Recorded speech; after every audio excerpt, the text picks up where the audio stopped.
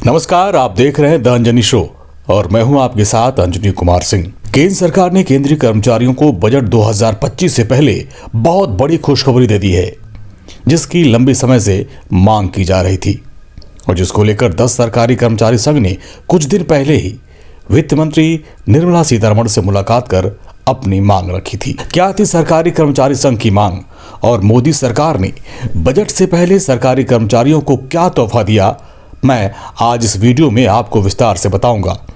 लेकिन उसके पहले आपसे निवेदन है कि आप हमारे चैनल द अंजनी शो को लाइक करें, सब्सक्राइब करें और बेल आइकन को जरूर दबाएं, जिससे ऐसी जानकारी वाली खबरें आपको लगातार मिलती रहे। तो अब विस्तार से आपको बताते हैं। दरअसल मोदी सरकार ने 8वें वेतन आयोग के गठन को मंजूरी दे दी है। प्रधानमंत्री नरेंद्र मोदी के नेतृत्व वाली सरकार ने 8वें वेतन आयोग के गठन का फैसला ऐसे वक्त में किया जब केंद्रीय कर्मचारियों और पेंशनधारियों को महंगाई भत्ता बढ़ाकर 53% के करीब पहुंचा दिया गया है। केंद्रीय कर्मचारी और पेंशनधारी को लंबे समय से इस राहत की उम्मीद थी, लेकिन अब अचानक सरकार ने 8वें वेतन आयोग को लागू करने का रास्ता साफ करते हुए केंद्रीय कर्मचारियों को बड़ा तोहफा दिया। प्रधानमंत्री मोदी की अध्यक्षता में कैबिनेट की बैठक हुई और जिसमें 8वें वेतन आयोग पर मुहर लग गई है।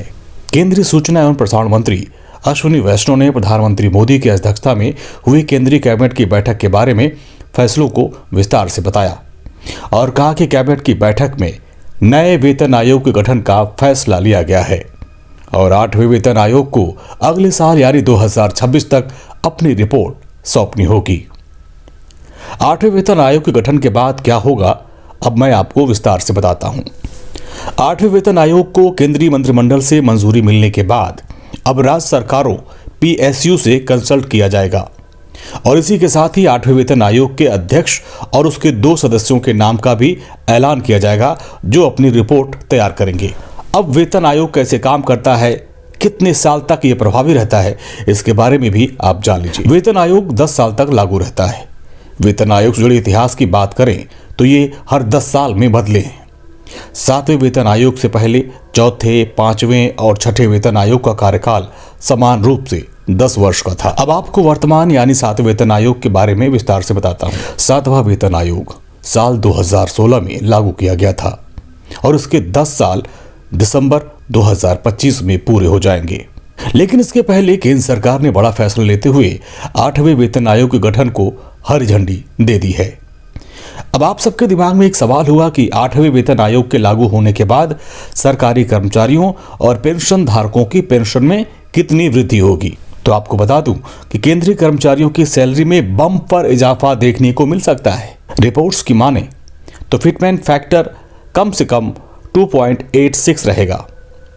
अगर ऐसा हुआ तो फिर सरकारी कर्मचारियों की न्यूनतम बेसिक सैलरी में इसी के हिसाब से बढ़ोतरी होगी। वर्तमान की बात करें तो वर्तमान में 18,000 सैलरी है, अब ये बढ़कर 51,480 रुपए हो सकती है। अब बात पेंशन की। 8वें वेतन आयोग के लागू हो जाने के बाद सरकारी कर्मचारियों की तरह सरकारी पेंशन धारकों को भी बड़ा लाभ मिलेगा। पेंशन कितनी बढ़ेगी, अब आप ये भी जान लीजिए।